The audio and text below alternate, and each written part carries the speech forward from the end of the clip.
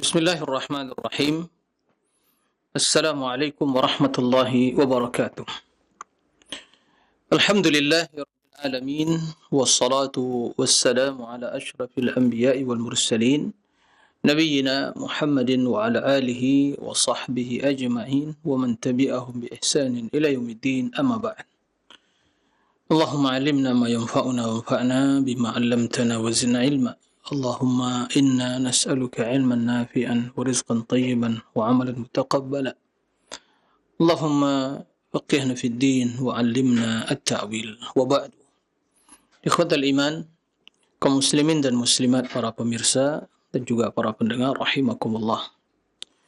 Semoga senantiasa dalam lindungan Allah Subhanahu wa taala, mendapatkan berbagai kemudahan, pertolongan di dalam melaksanakan ubudiyah dan menjalani aktivitas harian kita semua. Allahumma amin. Ikhwatal iman, kaum muslimin dan muslimat, para pemirsa rahimakumullah. Alhamdulillah, segala puji dan syukur hanya milik Allah Subhanahu wa taala yang senantiasa melimpahkan rahmat dan karunia-Nya kepada kita semua, yang senantiasa meneguhkan keimanan di dalam hati kita, yang senantiasa membimbing kita dalam jalan kebaikan, yang selalu memberikan berbagai kebaikan dunia dan akhirah untuk kita semua, nikmat yang tidak terhitung banyaknya, karunia yang tidak akan mungkin bisa dinilai harganya.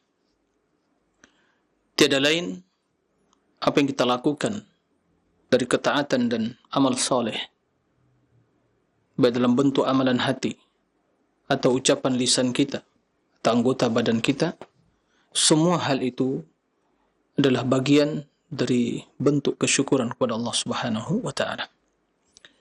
Kemudian salat dan salam untuk Nabi yang mulia, Nabi Muhammad sallallahu alaihi wasallam. Allahumma salli ala Muhammadin wa ala ali Muhammad. Terutama di hari yang mulia ini, mari kita perbanyak bersalawat. Mari kita hiasi kehidupan kita, terutama di hari yang mulia ini, dengan banyak bersalawat kepada Nabi sallallahu alaihi wasallam. Mudah-mudahan kita menjadi umat yang senantiasa setia dalam meneladani beliau, umat yang cinta kepada beliau, kecintaan yang tulus yang dibuktikan dengan mengikuti ajaran, tuntunan, pedoman hidup yang telah diwariskan oleh Rasul sallallahu alaihi wasallam pada kita semua. Allahumma amin. Ikhwatal iman, para pemirsa dan kaum muslimin, para pendengar di mana saja berada, semoga senantiasa dirahmati Allah tabaraka wa taala. Pada kesempatan yang mulia ini, kita akan melanjutkan pembahasan tentang akidah ahli sunnati wal jamaah di dalam memahami nama-nama dan sifat-sifat Allah Subhanahu wa ta'ala. Kemungkinan ini adalah pembahasan terakhir tentang asma wa sifat. Bi'idznillah, pembahasan-pembahasan yang akan kita bahas selanjutnya juga berkaitan dengan perkara akidah ahli sunnati wal jamaah dalam pembahasan yang lain. Ikhwatal iman, kaum muslimin rahimakumullah. Pada kesempatan yang mulia ini kita akan menjelaskan sebagian juga dari sifat Allah Subhanahu wa taala. Sifat ar-ridha, al-dhahik wa at-ta'ajjub. Sebelumnya telah dibahas sifat al-mahabbah dan rahmah. Allah memiliki sifat mahabbah. Allah mencintai dan Allah dicintai. Allah memiliki sifat rahmat, rahmat yang luas, yang tiada batasnya. Dan sifat-sifat yang lain yang tertera di dalam Al-Quran dan hadis. Semua hal itu wajib kita imani, wajib diyakini dan ditetapkan, dan tidak boleh ditakwil, diselewengkan maknanya, apalagi diingkari, dita'til. Ini adalah konsensus ahli sunnati wal jamaah, pengikut salafus salih.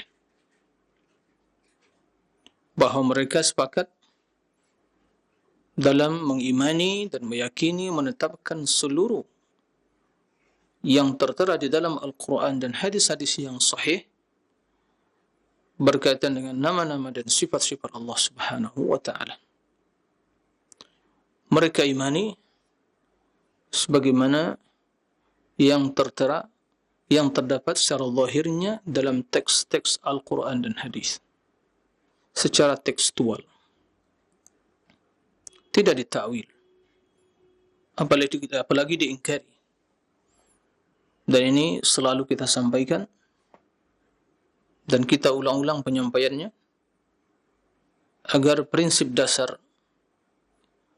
yang merupakan landasan akidah ahli sunnah di dalam berakidah dan secara khusus di dalam memahami nama-nama dan sifat Allah ini tertanam dan terpatri dalam hati kita, yaitu bahwa ahli sunnah wal jamaah mengimani seluruh sifat-sifat yang tertera dalam Al-Quran dan memahami semua hal itu secara zahir, secara tekstual, tidak ditakwil, apalagi diingkari, tidak diselewengkan, tidak diserupakan. Inilah akidah ahli sunnah wal jamaah. Itulah sesungguhnya ahli sunnah wal jamaah. Itulah ahli sunnah wal jamaah yang diketahui, yang dimaklumi, yang dipahami oleh para ulama. Itulah ahli sunnah wal jamaah yang mengikuti jejaknya para salafus salih sebelum muncul istilah-istilah setelah lahirnya ilmu kalam yang diadopsi dari pemikiran-pemikiran filsafat, sehingga muncul pengingkaran, pentakwilan terhadap sifat-sifat Allah Subhanahu wa Ta'ala. Ikhwatal iman, para rahimakumullah. Maka kewajiban kita sebagai bukti keimanan kepada Allah, sebagai bukti keimanan kepada Rasulullah, adalah mengimani, meyakini, menetapkan semua yang tertera dalam Al-Quran dan dalam hadis-hadis yang sahih yang berkaitan dengan iman kepada Allah, sifat-sifat Allah, dan seluruh yang dikabarkan oleh Allah Subhanahu wa Ta'ala tentang dirinya. Begitu juga yang disabdakan oleh Rasulullah sallallahu alaihi wasallam dalam hadis-hadis yang sahih tentang diri Allah Subhanahu wa Ta'ala dari berbagai nama dan sifat-sifatnya. Ini akidah yang harus kita yakini. Semua penyimpangan dari apa yang disebutkan tadi, atau semua pemikiran atau ideologi yang bertentangan dengan prinsip atau akidah yang disampaikan tadi, maka hal itu merupakan bentuk penyimpangan dari akidah ahli sunnati wal jamaah, bentuk penyimpangan dari sunnah Rasulullah sallallahu alaihi wasallam. Nah, ikhwatal iman, para pemirsa rahimakumullah, telah banyak ya pembahasan atau penjelasan tentang sifat-sifat yang ditetapkan oleh ahli sunnah. Mulai dari sifat istiwa, sifat ulu, tinggi Allah Subhanahu wa Ta'ala di atas arasy-Nya, sifat turunnya Allah ke langit bumi sesuai dengan kebesaran keagungannya, sifat yang berkaitan dengan zat Allah Subhanahu wa Ta'ala, tangan Allah, wajah, mata, asabi', jari jemari, ya, dan berbagai sifat kedekatan Allah Subhanahu wa ma'iyatuh, dan berbagai sifat yang tertera dalam Al-Quranul Karim yang wajib kita tetapkan, tidak ditakwil seperti kebiasaan ahlul kalam, tidak diingkari seperti akidah Al-Jahmiyah, Al-Mu'attilah, dan tidak ya menetapkan sebagian kemudian mengingkari sebagian, ya, sekte-sekte yang mengadopsi pemikiran ahlul kalam, ya. Tapi kita tetapkan semuanya. Kenapa demikian? Karena kaidah yang menjadi landasan di dalam mengimani, menetapkan, sebagaimana yang pernah kita sampaikan, bahwa pembahasan tentang nama-nama dan sifat Allah adalah pembahasan yang sama. Tidak ada perbedaannya dari satu sifat dengan sifat yang lain. Ini yang harus kita pahami. Jadi menetapkan sifat ilmu, misalnya bagi Allah, nah, maka begitu juga ditetapkan sifat yang lain. Tangan, wajah. Menetapkan sifat iradah, qudrah bagi Allah, juga wajib bagi kita menetapkan sifat yang lain. Istiwa, ulu, tinggi. Turun Allah subhanahu wa ta'ala ke langit bumi. Menetapkan sifat kalam bagi Allah, begitu juga kewajiban kita menetapkan sifat ar-ridha, rahmah, mahabbah, cinta, rahmat, dan sifat-sifat yang lain. Wajah, tangan, mata, qadam, kaki. Karena semua hal itu babnya sama. Ya. Tidak boleh dibedakan. Apalagi diingkari. Sama pembahasannya. Jika ini ditetapkan, maka juga yang lain ditetapkan. Jika sifat al-hayatu, al-qudratu, wal-iradatu, wal-ilmu, wal-sam'u, wal-basaru, wal-kalamu, itu semua ditetapkan, maka juga ditetapkan al-istiwa'u, al-ulu, al-nuzul, turun, al-wajh, wajah, al-yad, tangan, al-ainan, dua mata, al-mahabbah, cinta, al-farah, kegembiraan, kemudian ar-rahmah, semua itu sifat Allah subhanahu wa ta'ala. Allah yang mengabarkan tentang dirinya. Itulah akidah Ahlussunnah, tidak dibedakan. Kemudian juga di dalam memahami sifat-sifat tersebut, kita hanya bisa memahami makna, tapi tidak mengetahui hakikatnya. Karena kaidahnya adalah al-kalam fi sifat kal-kalam fi dzat. Pembahasan berbicara tentang sifat sama ya dengan pembicara berbicara tentang zat. Zat Allah, diri Allah subhanahu wa ta'ala, tidak ada yang mengetahui hakikatnya. Maka begitu juga tidak ada yang bisa mengetahui hakikat sifat Allah subhanahu wa ta'ala. Maka kita katakan al-istiwa, itu yang bermakna ulu wa ala al-arsy, menunjukkan pada ketinggian Allah subhanahu wa ta'ala di atas arsy. Maka kita katakan makna istiwa di dalam bahasa Arab telah diketahui, telah dimaklumi, tapi hakikatnya tidak diketahui. Maka bila ada yang bertanya bagaimana hakikat istiwa, kita katakan dijawab bagaimana hakikat zat Allah. Bila pertanyaan kedua bisa dijawab, maka pertanyaan pertama akan bisa dijawab. Dan setelah dimaklumi, tidak seorang pun yang mengetahui tentang zat Allah. Maka begitu juga tidak seorang pun yang mengetahui tentang hakikat sifat Allah subhanahu wa ta'ala. Yadun, tangan Allah, yadullah, yadayya, dua tanganku. Bagaimana tangan Allah? Tentu ini pertanyaan tidak diperbolehkan. Tapi seandainya dari ahlul kalam menanyakan hal itu, maka kita katakan, kabarkan kepada kami terlebih dahulu bagaimana zat Allah.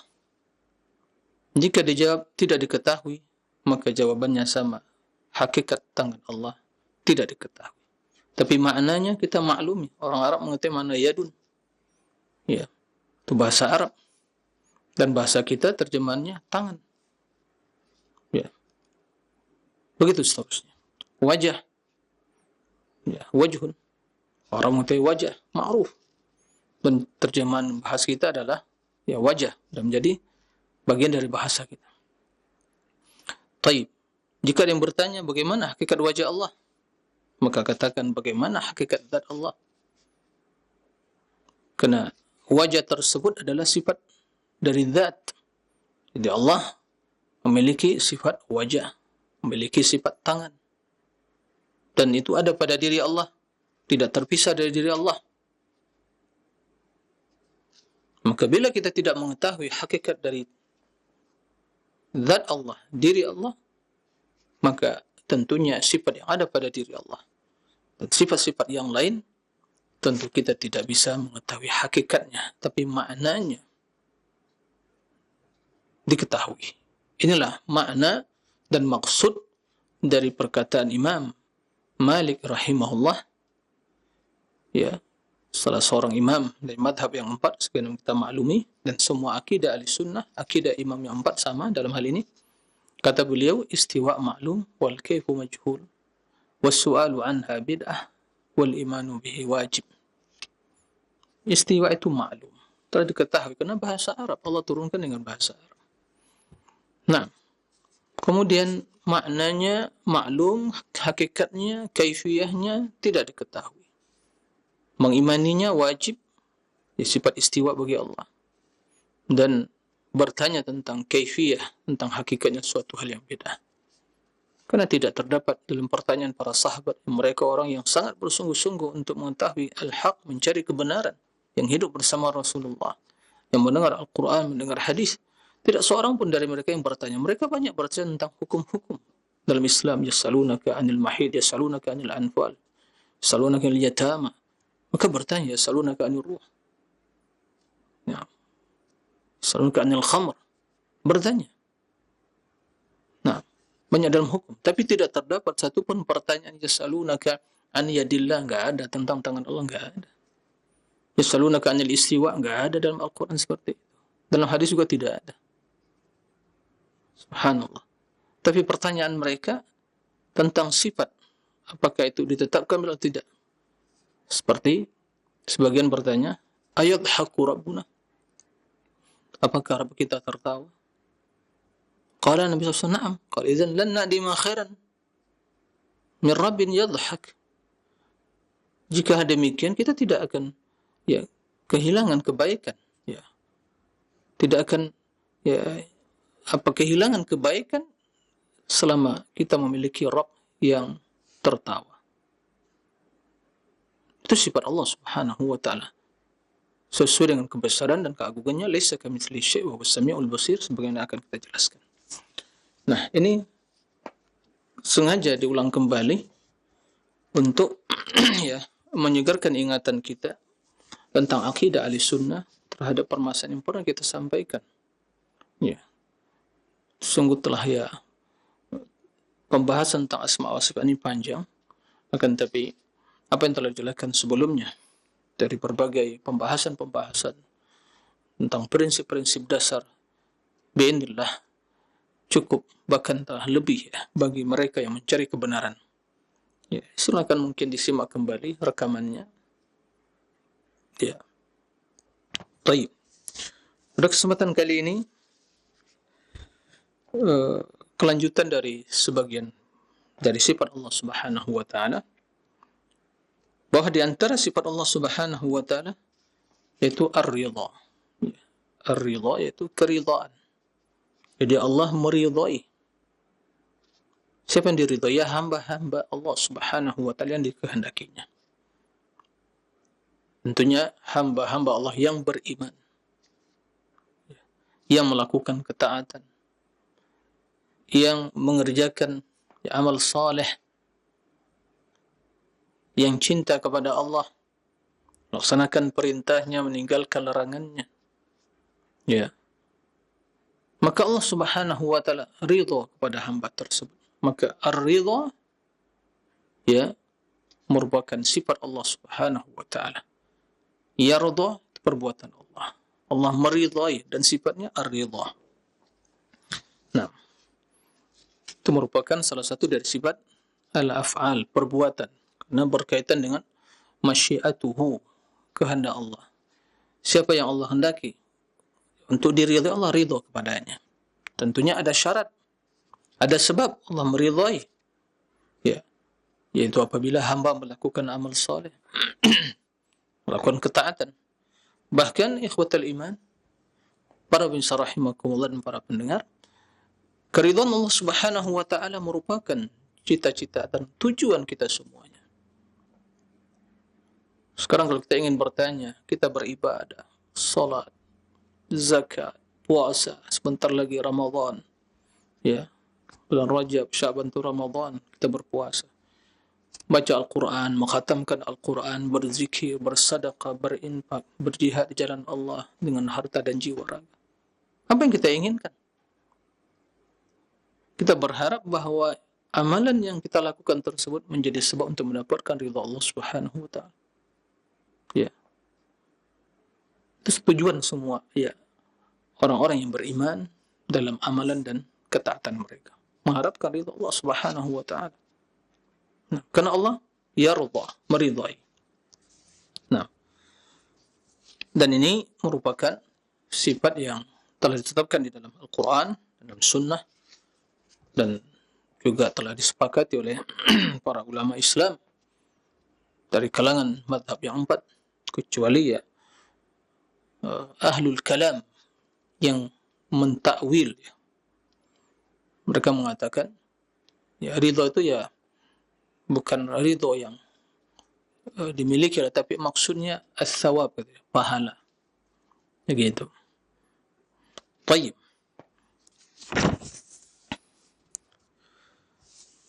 Dan di antara ya doa yang diajarkan oleh Rasul sallallahu alaihi wasallam, ya, bahwa kata Nabi sallallahu alaihi wasallam, dan ini juga akan kita sampaikan hadisnya, Allahumma inna nas'aluka ridhaka wal jannah wa na'udzu bika min sakhatika min sakhatika wan nar. Nah, min sakhatika wan nar. Ya Allah, kami memohon kepadamu ya ridhaka, keridhaanmu, wal jannah, dan masuk surga, dan berlindung kepadamu dari kemurkaanmu dan neraka. Jadi ada sini ridha. Nah, maka orang yang tidak mengimani sifat keridhaan Allah, apakah dia akan berdoa mengharapkan ridha tadi seperti ahlul kalam yang mentawil? Ya. Ya. Maka tentu mereka tidak akan ya memohon hal itu karena mereka tidak mengimani ada ridha. Lalu apa yang mereka harapkan? Ya. Baik. Ikhwatal iman, para rahimakumullah, di antara ya ayat yang menjelaskan hal itu, dan kita mendapat dalam Al-Quran, ya, radhiyallahu anhum wa radu an, ya, radhiyallahu anhum wa radu an, dzalika liman khasyiya rabbah, dalam surah Bayyinah. Radhiyallahu anhum, Allah ridha kepada mereka. والسابقون الأولون من المهاجرين والأنصار الذين اتبعوهم بإحسان رضي الله عنهم. نعم. لقد رضي الله عن المؤمنين.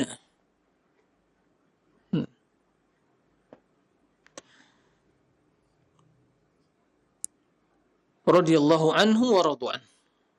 Allah ridha kepada mereka dan mereka tentunya ridha kepada Allah. Nah, dzalika liman khasyiya rabbah, itulah ya balasan bagi orang-orang yang takut kepada Rabbnya. Innal ladzina amanu wa amilus shalihat. Naam. Walladzina amanu wa innal ladzina amanu wa amilus innal ladzina amanu ulaika hum khairul bariyah. Jazaahum inda rabbihim jannatu adnin tajri min tahtiha al-anharu khalidina fiha abada radhiyallahu anhu wa radu an, dzalika liman khasyiya rabbah. Naam. Laqad radiyallahu 'anil mu'minina yubayyi'unaka tahta asy-syajarah. Allah telah ridha kepada orang-orang yang beriman tatkala mereka membaiatmu di bawah sebatang pohon, yaitu Syajaratul Ridwan. Ini para sahabat Muhajirin wal Ansar yang telah berbaiat kepada Nabi SAW. Allah ridha kepada mereka. Nah, di dalam hadis Nabi SAW menjelaskan Sebagaimana doa yang kita bacakan tadi, Allahumma inna as'aluka ridhaka wal jannah wa na'udzubika min sakhatika wan nar. Perbanyak doa ini kaum muslimin, para pemirsa rahimakumullah. Ya Allah, kami mohon kepadamu ya keridhaanmu dan surga, dan ya berlindung ya kepadamu dari kemurkaan dan ya neraka.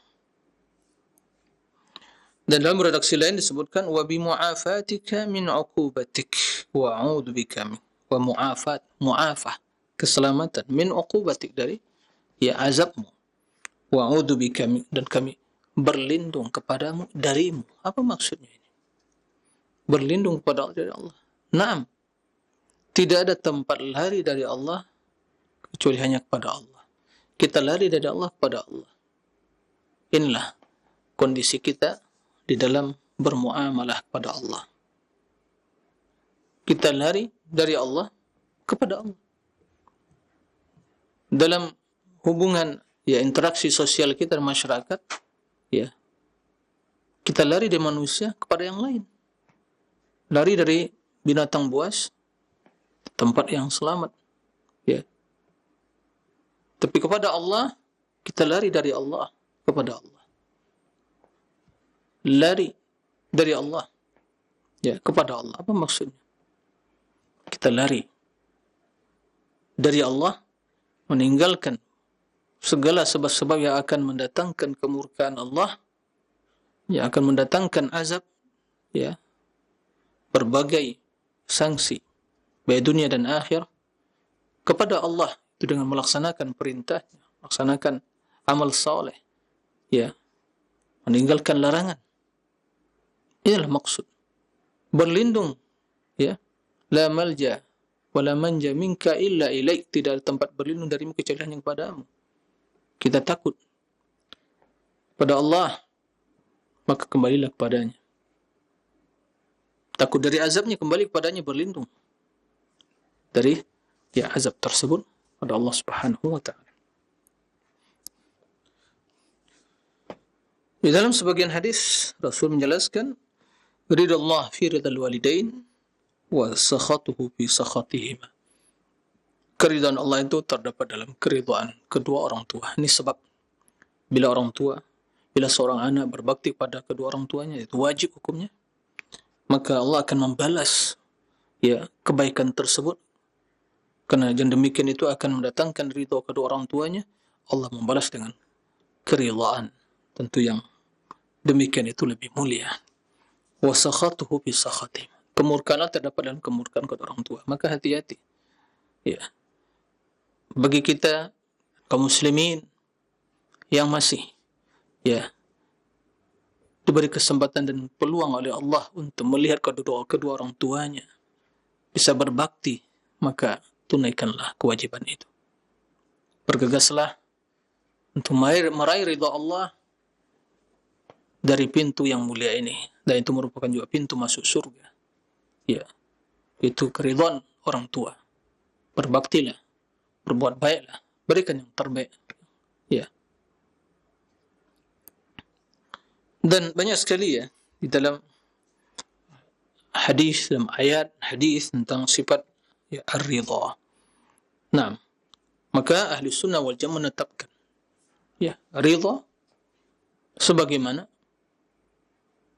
yang sesuai dengan besaran keagungan Allah Subhanahu wa taala, yang tidak serupa dengan ridha manusia. Ya. Nah, ahlul kalam ya, karena ya, terkadang dengan segala kesombongannya, dengan logika mereka dan akal mereka yang sangat terbatas dan telah rusak dengan berbagai teori filsafat tadi, itu ya berusaha terus mentakwil ya. Tujuannya untuk mengingkari dengan alasan ridha itu kata dia infi'alu nafsin. Jadi ada reaksi yang ada pada diri, wa taghayyur, dan perubahan sikap. Ya, kondisi dari suatu kondisi kepada kondisi yang lain. Nah, kata mereka ini ridha ya tidak sesuai, tidak pantas bagi Allah. Nah, kalau itu ditetapkan berarti menyerupai sifat makhluk. Kita katakan, nah, mereka sadar atau tidak, ridho yang kalian jelaskan itu ridho manusia, makhluk. Nah, di suatu kemurkaan pada ya keridhaan. Tapi ridho Allah Subhanahu wa taala ya bukan begitu. Ya. Karena sesungguhnya Allah yang mentakdirkan seorang hamba bisa melaksanakan amal soleh. Kemudian Allah membalas hal itu. Nah, adapun juga pentakwilan mereka, maksudnya al-ata was-thawab, pemberian ya, atau pahala yang diberikan. Ini semua adalah ya cara mereka untuk lari dari menetapkan hakikat ridho yang sesungguhnya bagi Allah dengan ditakwil seperti itu. Maka kita katakan itu adalah suatu kelaziman ya, tapi bukan itu ridho. Sebagaimana juga dalam sifat kecintaan dan rahmat ya. Tatkala Allah ridho kepada hambanya, ya Allah kan memberikan. Tapi bukan pemberian itu yang ridho ya. Dan itu kita memahami dalam bahasa kita sama kita, pemberian atau ridho hal yang lain, sifat yang lain. Tidak sama pemberian dengan ridho. Tapi di antara konsekuensi dan suatu keharusan, kelaziman dari sifat itu memberikan. Biasanya seperti itu. Nah, jadi bukan itu makna ridho. Nah, tapi itu adalah kelaziman dari sifat itu, konsekuensi dari sifat ridho. Nah, ikhwatal iman, para rahimakumullah. Jadi intinya, ya tidak ada dalil dan hujjah sama sekali bagi mereka mentawil. Tiada lain kecuali hanya ya subuhat-subuhat ahlul kalam yang diadopsi dari teori-teori filsafat yang mereka gunakan dalam ya, apa yang mereka kenal dengan teologi atau al-ilahiyah. Ikhwatal iman, para rahimakumullah. Di antara sifat Allah Subhanahu wa taala yaitu ad-dhahik. Ya. Apa itu dhahik? Dalam terjemahan bahasa kita, dhahika yadhaku. Ya, itu tertawa. Dan sifat ini merupakan sifat juga al-af'al, perbuatan Allah. Dilakukan oleh Allah kapan saja dan di mana saja dan kepada siapa saja dari hambanya. Nah, sifat dhahik ini sifat yang ditetapkan di dalam hadis yang sahih. Memang tidak terdapat dalam Al-Quran. Ya. Tapi dalam hadis yang sahih, ya, telah ditetapkan hal itu oleh Rasul sallallahu alaihi wasallam. Dan prinsip beragama ahli sunnah wal jamaah, ya, menerima dan menetapkan akidah sesuai dengan dalilnya, baik dalam Al-Quran atau dalam hadis, atau Al-Quran dan hadis. Ya. Selama hadisnya sahih, maka ahli sunnati wal jamaah mengimani dan menetapkan hal itu. Nah. Kenapa yang disampaikan Nabi sallallahu alaihi wasallam adalah wahyu? Ya. Sebagaimana kata Allah Subhanahu wa taala, "Wa ma yantiqu 'anil hawa in huwa illa wahyu." Wa ma yantiqu 'anil hawa in huwa illa wahyu. Dan beliau yaitu sallallahu alaihi wasallam Nabi kita Hasan la yantiqu 'anil hawa, tidak berbicara berdasarkan hawa nafsu.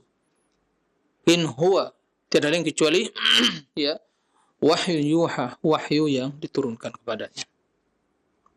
Maka apabila hadisnya sahih, maka kita pastikan itu adalah sabda Nabi SAW dan wajib kita imani kandungannya, maknanya. Ya. Tidak dibedakan dalam hal ini dalam perkara amaliyah, ibadah atau perkara akidah. Tidak dibedakan dalam hal ini antara hadis mutawatir atau hadis ahad. Yang membedakan dalam hal itu tentang hadis mutawatir dan ahad, ahlul kalam yang telah menyimpang dari sunnah. Ya, menyelisih kesepakatan ahli sunnah wal jamaah. Yang membedakan dalam perkara akidah tidak bisa ditetapkan kecuali dengan hadis mutawatir. Hadis ahad tidak bisa menetapkan hal itu dengan alasan substansi dan kandungannya itu masih ya praduga, belum hal yang diyakini, ya, maka ini semua kebatilan. Maka dalam hal ini adalah ya kita tetapkan apa yang tertera dalam ya hadis Nabi sallallahu alaihi wasallam yang sahih. Di antara hadis yang menjelaskan hal itu, ya, hadis yang diriwayatkan oleh Imam Bukhari dan Muslim, dan berikut ini ya lafaz hadis Al-Bukhari. Hadis Abi Hurairah radhiyallahu an. Ya. Kata Nabi sallallahu alaihi wasallam. Ini hadis muttafaqun alaih. Tapi lafaz ini lafaz Bukhari. Tayyib. Muttafaqun alaih itu hadis yang tersahih. Tingkatan hadis yang paling sahih, yang paling tinggi tingkatannya adalah yang disepakati oleh Bukhari dan Muslim. Tayyib. Apa kata Nabi kita yang mulia sallallahu alaihi wasallam? Yadhaqullahu subhanahu wa ta'ala ila rajulaini yaqtulu ahaduhuma al-akhara fayadkhulani al-jannah yuqatilu hadha fayuqtal. Naam. Fayatub Allah ala al-qatil fayuslim fayastashhid. Yadhakullahu subhanahu wa ta'ala. Allah subhanahu wa ta'ala yadhak, tertawa. Ya. Ila rajulaini, pada dua orang. Ya. Yaqtulu ahaduhum al-akhar. Subhanallah. Yaqtulu ahaduhum al-akhar. Fayadkhulanil jannah. Masing-masing di keduanya saling membunuh. Ya. Yang pertama, ya, membunuh. Yang kedua, taib. Kemudian fayadkhulanil jannah. Keduanya masuk surga. Yang pertama terbunuh, ya, masuk surga. Sementara seorang yang membunuh itu mendapatkan ancaman yang berat. Membunuh kaum muslimin, seorang beriman yang sengaja itu ancaman yang sangat berat sekali.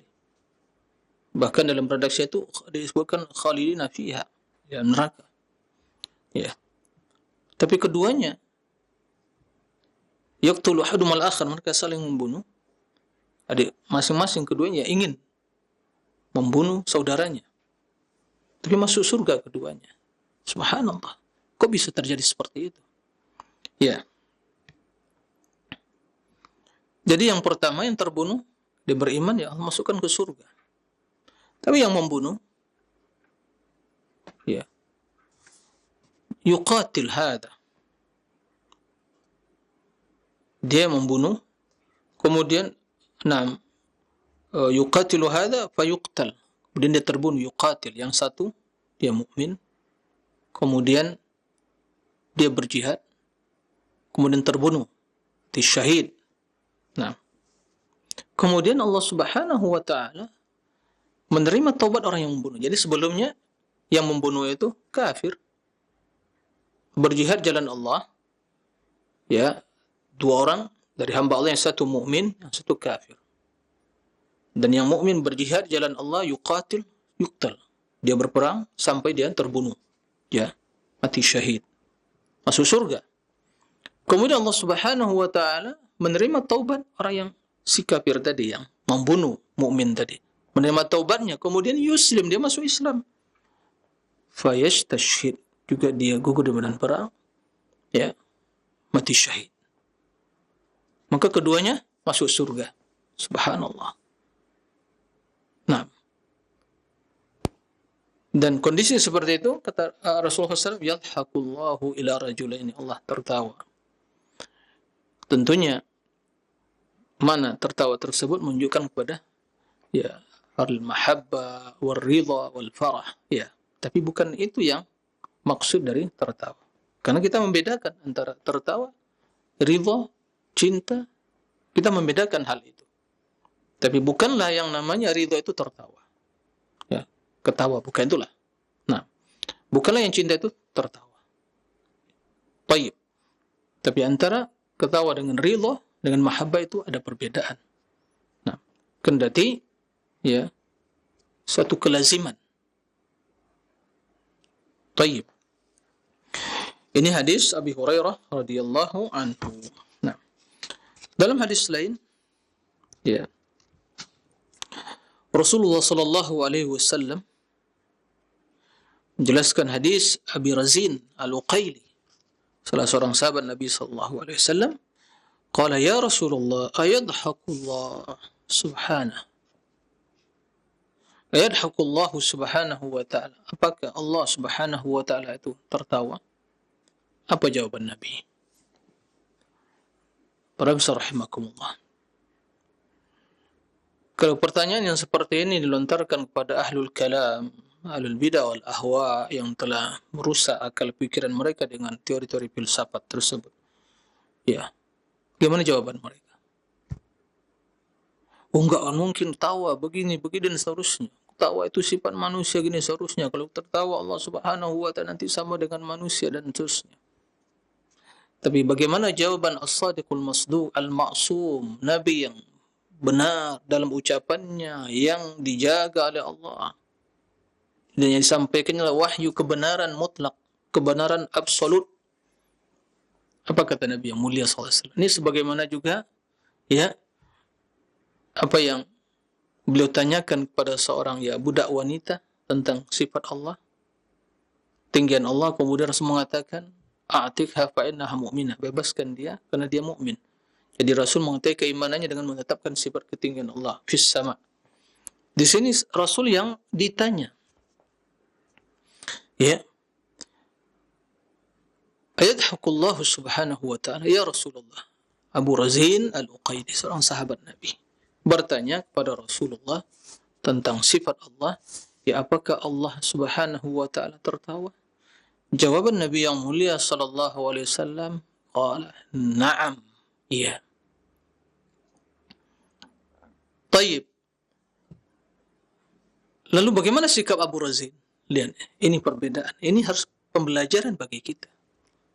Beginilah sikap yang harus dimiliki oleh seorang mukmin yang beriman kepada Allah dan Rasulnya, yang pasrah kepada keputusan Allah dan Rasulnya. Dia tidak lagi menggunakan akal di sini. Dalam artian logika, maksud menggunakan akal di sini berlogika semata dengan alasan kalau seandainya tertawa begini dan seterusnya, tidak mungkin seperti itu. Tidak lagi menggunakan ya logika seperti itu. Tapi yang digunakan adalah al-iman wa taslim. Akan tapi yang digunakan adalah mengambil hikmah dan pelajaran dari sifat yang mulia tersebut. Lihat bagaimana sikap Abu Razin. Qala, ya, waqal, jika memang Allah itu ya Rabbuna yadhak, mereka memahami makna yadhak dan apa yang menjadi konsekuensi dari sifat dahik, tertawa itu, kata Abu Razin Al-Uqaili radhiyallahu an, lan na'dima min rabbin yadhak khaira. Subhanallah. Jika halnya demikian, tentu kita tidak akan pernah kehilangan kebaikan, ya, min rabbin yadhak, dari Rabb yang yadhak, yang tertawa. Jadi Abu Razin memahami konsekuensi dari sifat Allah dhahik itu, Allah akan ridha memberikan kebaikan. Tapi bukan memberikan kebaikan itu adalah sifat tertawa. Harus dibedakan. Dan Abu Razin menetapkan di sini, bukan mengingkari, tapi dia menjelaskan di antara makna dan konsekuensi dari dhahik itu, kelazimannya adalah Allah akan selalu memberikan kebaikan. Maka kita tidak akan pernah kehilangan kebaikan. Apalagi Allah yang Ghaniyun Hamid, yang memiliki kerajaan langit dan bumi, kekayaan ya di tangannya, tidak akan berkurang ya perbendaharaan kekayaan Allah sedikit pun, kendati semuanya diberi kebaikan. Nah, subhanallah, beginilah sikap yang benar. Tatkala Allah subhanahu wa ta'ala, ini perbedaan ya, sikap yang baikkan siang dan malam antara ahlul kalam, antara ahli sunnah dan ahlul kalam. Ya. Seperti juga pembelajaran bagi kita. Tatkala Allah Subhanahu wa taala, ya, Rasul menyampaikan Allah itu turun ke langit bumi sepertiga malam terakhir. Kemudian menyuruh hambanya, siapa yang berdoa aku kabulkan, siapa yang mohon keampunan aku ampuni, siapa yang meminta akan aku beri. Seorang mukmin sikapnya, ya, bukan enggak mungkin, mustahil Allah turun berarti kosong aras dan seterusnya. Bukan begitu. Itu sikap ahlul kalam, ahlul bid'ah wal ahwa yang tidak pasrah keputusan Allah dan Rasulnya. Ahlul iman mengatakan sami'na wa ta'na. Oleh karena itu, mari kita bergegas dan bersungguh-sungguh untuk qiyamul lail, berdoa dan bangun sepertiga malam terakhir dan berdoa, bermunajat, beristighfar kepada Allah agar kita mendapatkan kebaikan tersebut. Allah menjamin diampuni, diterima doa kita, diberikan permohonan kita. Subhanallah. Ya, begitu. Sebagai contoh juga. Ya, tatkala ya dalam masalah ru'yatullah, ya, kemungkinan nanti pembahasan terakhir. Naam. Jadi mungkin pekan depan kita akan membahas tentang ru'yatullah bil jannah, melihat Allah dalam surga. Ahlul kalam mengingkari, ahlul bidah mengingkari. Karena kalau melihat itu berarti Allah di suatu arah, kata dia. Dan mereka arah jihad itu mereka ingkari, karena itu makhluk. Allah tidak memiliki arah, kata mereka. Kita harus mengatakan kalau apa maksud dengan arah tersebut, jihad yaitu tinggi, ya, memang Allah maha tinggi di atas seluruh makhluknya. Tapi maksudnya Al-Quran menetapkan bahwa hadis juga menetapkan orang-orang yang beriman dalam surga akan melihat wajah Allah, melihat Allah langsung. Wujuh yawmaidzin nadhirah ila rabbiha nadhirah. Pada hari itu wajah berseri-seri, ceria, terang benderang, bersih, suci. Ya. Kenapa? Melihat pada wajah Allah. Nikmat yang paling agung. Maka tatkala kita mengimani itu, maka kita akan berlomba-lomba beramal untuk mendapatkan kemuliaan, bahkan berdoa sebagaimana diajarkan Nabi SAW, wa nas'aluka ladzatan nadhar ila wajhikal karim. Ya Allah, aku memohon kepadamu kelezatan melihat kepada wajahmu yang mulia. Baik, bagi mereka ahlul kalam, ahlul bidah yang tidak mengimani hal itu, apakah mereka akan berdoa untuk mendapatkan atau kenikmatan tersebut? Kalla, tidak akan pernah berdoa. Karena barang siapa man yunkirul fadilah hurima minhu. Barang siapa mengingkari suatu kemuliaan, maka dia tidak akan mendapatkannya. Bagaimana dia akan mendapat? Dia tidak memohon. Dia mengingkari, dia tidak mengimani hal itu. Maka hati-hati, ini merupakan salah satu dari, ya, bahaya dari akidah yang menyimpang, akan merusak pola pikir dan merusak juga sikap dan perilaku atau ibadah seseorang. Maka akidah Ahlussunnah, akidah yang sahihah, akidah yang membangun, ya, sifat optimisme, menghilangkan pesimisme, yang selalu berharap, menetapkan memang berdoa untuk kebaikan, karena kita mengimani, ya, hal itu semua, ya, dari sifat-sifat Allah. Dan sebagaimana kata Abu Razin, kalau begitu kita tidak akan kehilangan kebaikan satupun selama Allah Rabb kita yatah. Baik.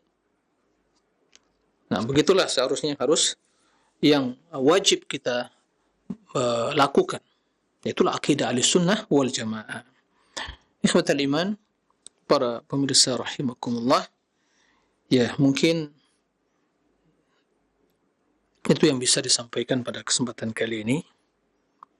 Mudah-mudahan di lain waktu, mungkin pertemuan terakhir di pekan depan, kita bahas tentang masalah sifat tahajud dan juga melihat pada wajah Allah Subhanahu wa taala di yaumi al-qiyamah dalam surga. Nah, demikian, wallahu a'lam.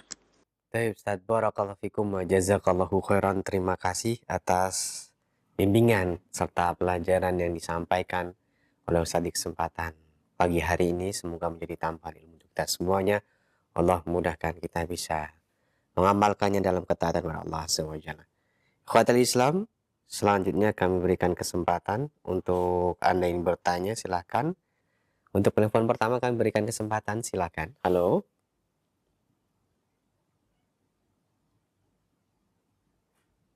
Halo. Halo. Iya, dengan Bapak siapa ini di mana? dari Maya Manurabat, Ustaz. Silakan Pak Yaya.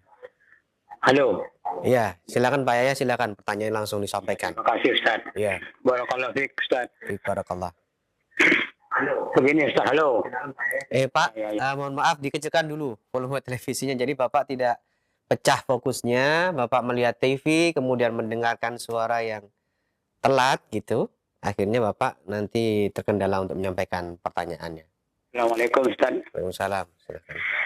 Begini Ustaz, kalau tadi mendengarkan menyimak keterangan Ustaz, ridho orang tua itu juga Allah ridho kan begitu Ustaz.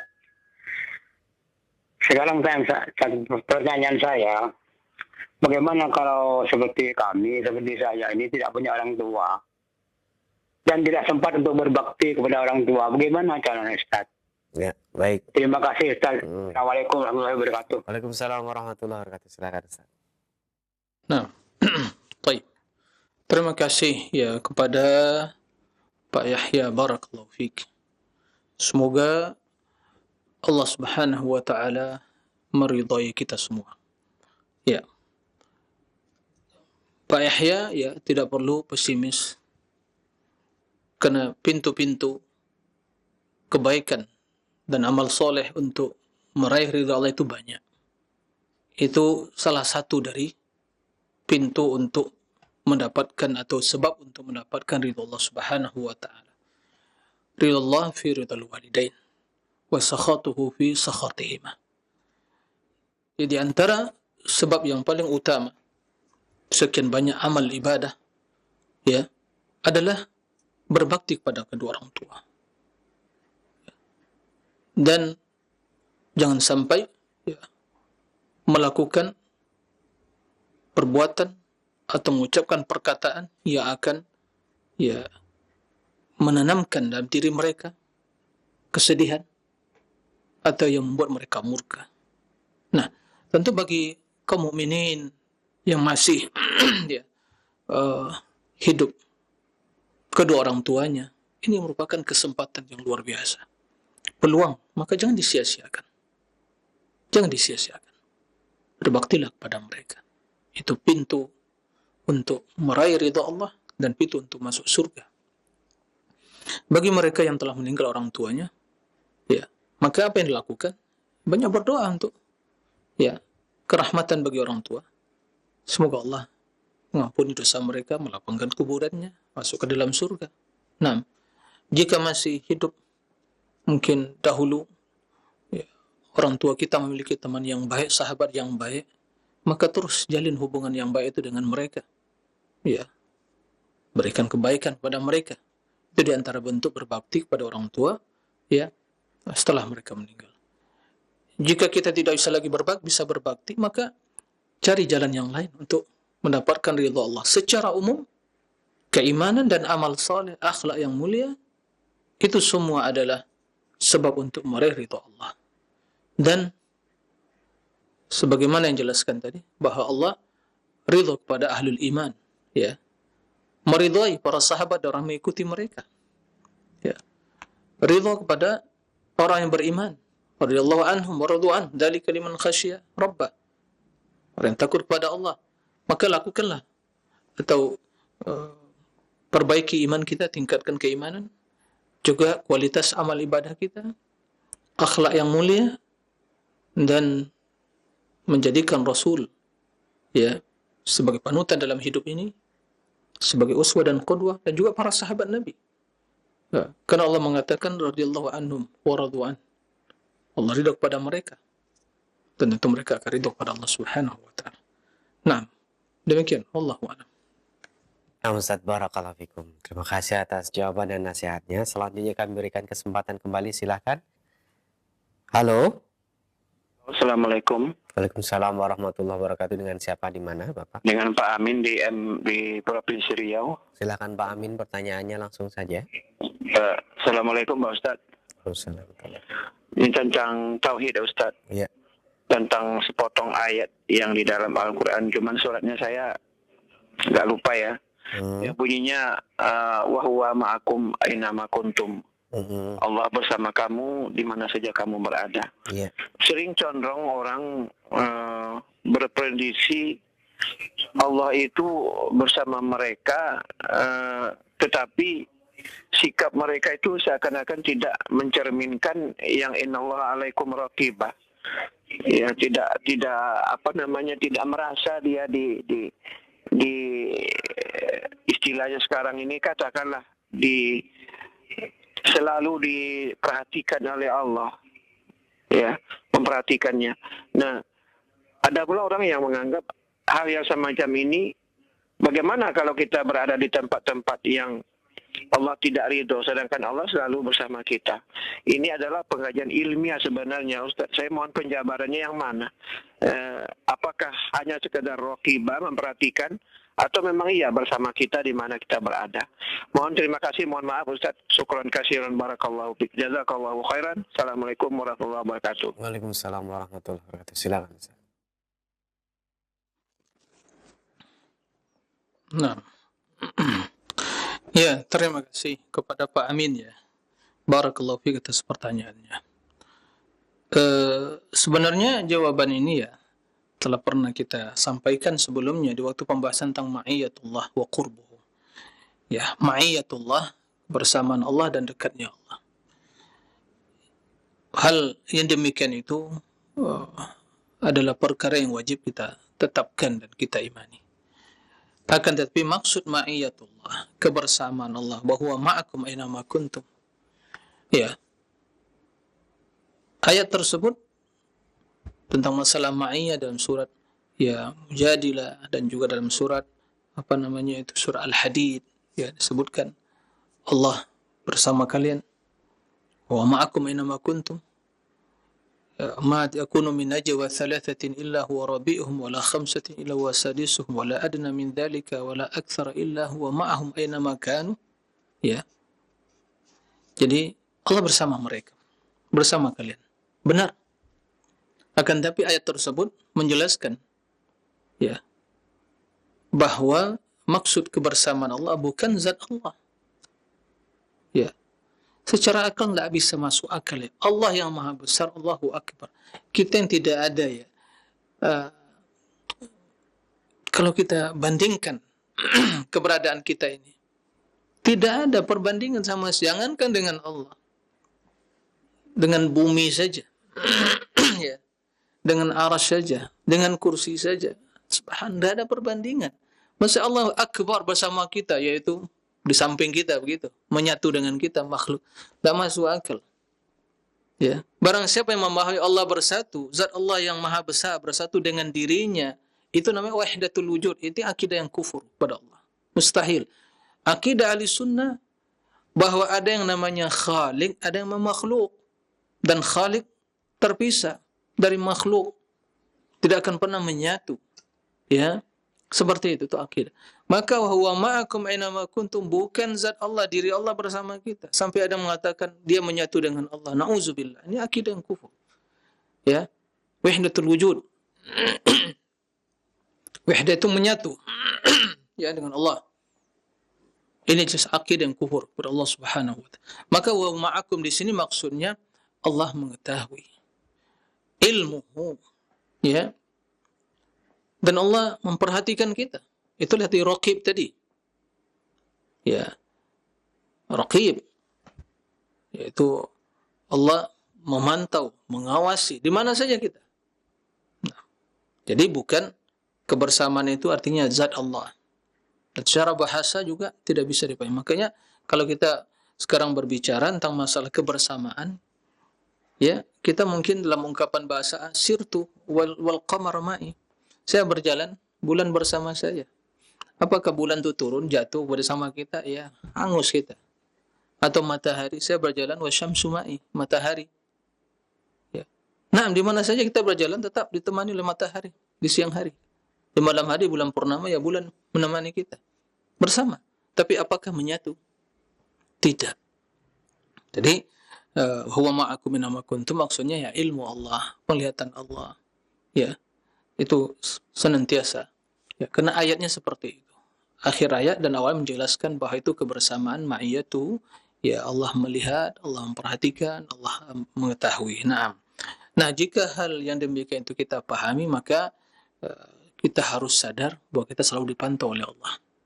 Ya, kita harus sadar kita selalu diawasi oleh Allah. Maka hendaklah kita berbuat baik, jangan melakukan hal-hal yang bertentangan dengan syariat Allah, dengan perintah Allah, karena semua terpantau. Apalagi ada malaikat Raqibun wa Atid yang juga mengawasi dan menulis ya segala perbuatan dan perkataan kita. Jadi maksudnya ma'iyah di sini bukan zat Allah, bukan diri Allah, tapi adalah ilmu Allah ya, dan pandangan dan penglihatan Allah Subhanahu wa taala yang senantiasa menyertai hambanya, tidak luput yang demikian itu dari ya, pandangan Allah Subhanahu wa taala. Nah, demikian Allahu a'lam. Baik Ustaz, barakallahu fikum, terima kasih atas jawaban dan nasihatnya. Selanjutnya kami akan bacakan dari pertanyaan hamba Allah di Bandar Lampung. Assalamualaikum warahmatullahi wabarakatuh Ustaz. Di dalam memahami tauhid, ada kalanya pikiran kita terjebak kepada hal-hal yang mengarahkan kepada kekufuran atau kesyirikan, seperti memahami kesalahan di dalam bersemayamnya Allah di atas ars atau yang lainnya. Pertanyaan saya, bagaimana cara kita mengatasi munculnya pikiran-pikiran yang arah kekufuran tersebut Ustaz? Silahkan.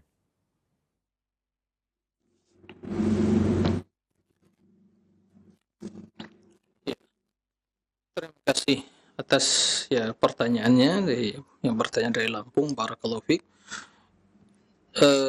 Munculnya persepsi-persepsi yang negatif tatkala kita bicara tentang masalah tauhid, masalah akidah, tentang Allah Subhanahu wa taala. Ini muncul tentunya dari hati yang di dalamnya ada was-was, ada ya bisikan syaitan.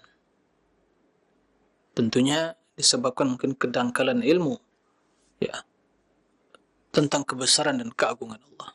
Tapi bila yang hadir dalam diri kita adalah kebesaran dan keagungan Allah Subhanahu wa taala, mustahil pikiran-pikiran yang negatif tadi muncul di dalam memahami kebesaran dan keagungan Allah.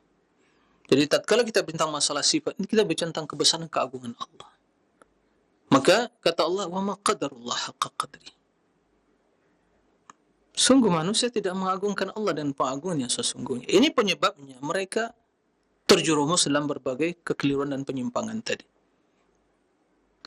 Seandainya dalam hati mereka terdapat pengagungan yang sesungguhnya kepada Allah, tidak akan muncul bisikan-bisikan persepsi-persepsi yang negatif tadi. Tapi sekedar munculnya terbesit dalam benak pikiran kita ya berbagai ya persepsi dan asumsi yang negatif tadi, maka tidak terjun pada kekufuran. Maka cepat-cepat kembali kepada Allah, berlindung dari pemikiran tersebut. Karena itulah godaan syaitan. Syaitan yang selalu menanamkan dalam diri manusia keraguan-keraguan tadi, menanamkan ya hal-hal yang demikian itu. Maka dalam hal ini hadirkan dalam diri kita, tentunya ini kita harus belajar bagaimana keagungan besar Allah. Tidak bisa dibayangkan. Maka sering disampaikan ya bahwa tatkala kita bicara tentang masalah sifat, bicara tentang masalah keagungan kebesaran Allah. Ya. Sebagai perbandingan saja, agar kita mengetahui perbandingan saja. Dan saya selalu ingin ya kita ini membanding dengan kebesaran ciptaan Allah, alam semesta ini yang begitu luas. Ya. Yang dari situ kita mengambil pelajaran untuk beriman kepada Allah. Karena Allah ciptakan semua itu bukan untuk sia-sia. Untuk hikmah dan pelajaran yang begitu banyak bagi orang yang berpikir. Salah satu, ya. Kita membaca ayat kursi. InsyaAllah hafal semua ayat kursi. Ya, Allahu la ilaha wal hayyul qayyum la ta'khudhuhu sinatun wa la nawm. InsyaAllah hafal semua. Kursi itu ciptaan Allah. Wa kursiyus samawati wasi'a kursiyus samawati wal ardh. Kursi, luasnya kursi meliputi langit dan bumi. Saya ingin bertanya, berapa luasnya langit dan bumi? Allahu a'lam. Tapi dibandingkan langit dan bumi, bukan bumi saja, bukan langit, dua, langit dan bumi. Karena mengatakan wasi'a kursiyus samawati wal samawat berarti samawat. Berarti bukan satu langit, 7 tingkat langit. Baik. Perbandingan kursi dengan langit dan bumi itu, perbandingannya seperti sebagian dalam hadis, ya, kahalaqatin mulqah fil falak. Ya. Jadi sekeping, ya, mungkin uang logam lah begitu, ya, dilemparkan ke padang Sahara yang luas. Padang Sahara yang luas. Perbandingan sekeping logam tadi dengan padang Sahara yang luas, apakah ada perbandingan? Tidak, itu hanya membabi takrib, untuk pendekatan saja. Taib. Kursi yang begitu luas dibandingkan dengan arsy, begitu juga. Dan kita mengetahui Allahu Akbar. Allah Maha Besar. Yang lebih besar dari makhluknya. Tidak ada yang besar dari Allah. Maka tatkala kita bicara tentang masalah Allah, ya, dengan terjemahan bahasa ini bersemayam, saya katakan terjemahan bersemayam itu perlu dibenarkan. Artinya tidak mewakili makna istiwa yang sesungguhnya, tidak mewakili makna istiwa yang sempurna. Ya, karena bersemayam yang terbesit dalam benak kita seperti raja yang duduk di atas nikasananya. Semayam, ya, oke lah, mungkin sebagian makna bisa terwakili dengan semayam, tapi tidak mewakili seluruh makna istiwa.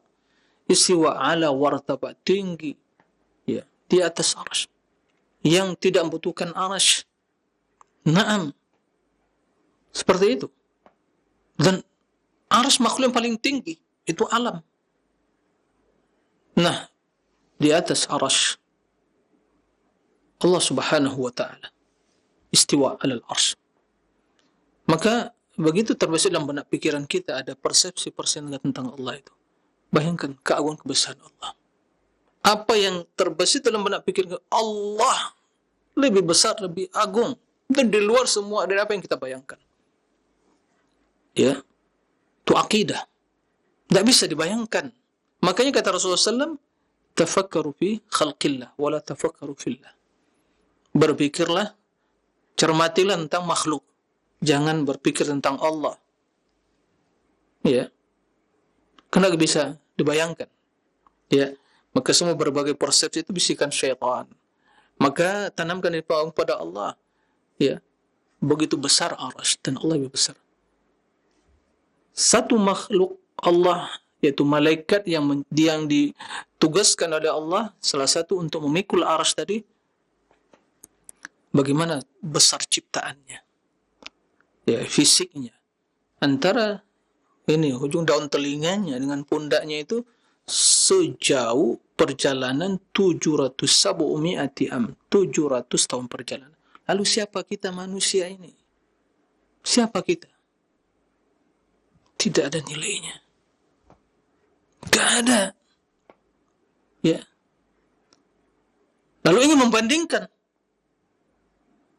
Lah, ini perbandingan yang tidak masuk akal gitu. Ya, membandingkan sesuatu yang besar tidak bisa dibayangkan dengan sesuatu yang kita melihat kekerilan kita, kecilnya kita. Ya. Maka ini yang harus kita pahami. Sadarlah, kita ini makhluk yang dhaif. Tapi kita beri akal yang sehat untuk memahami keagungan Allah, tapi jangan menentang keagungan Allah. Naam. Nah, ahlul kalam menggunakan akal. Sombong dengan akal mereka, lalu berusaha untuk melampaui batas yang telah ditentukan oleh syariat. Makanya rusak akal mereka. Kalau begini, begitu, kalau di ini ditetapkan berarti menyerupai dan seterusnya, main akal-akalan. Ya, maka seperti kata Abu Razin tadi, udah, begitu mendengar dari Rasul, na'am, apakah tertawa Rabb kita? Iya, kata Rasulullah, iya. Berarti dia imani. Lalu bagaimana konsekuensinya? Kalau begitu, nggak perlu khawatir. Kebaikan, semua kebaikan kita dapatkan selama Allah tertawa. Berarti Allah senang pada hambanya yang buat baik. Ya, nah, seperti itu. Wallahu a'lam. Jadi, itu yang bisa disampaikan pada kesempatan kali ini. Mudah-mudahan bermanfaat. Wassallallahu wasallam nabiyina Muhammad wa alihi wa sahbihi wasallim. Walhamdulillahirabbil alamin. Subhanakallahumma bihamdik asyhadu an la ilaha illa anta astaghfiruka wa atubu ilaik. Wassalamu alaikum warahmatullahi wabarakatuh.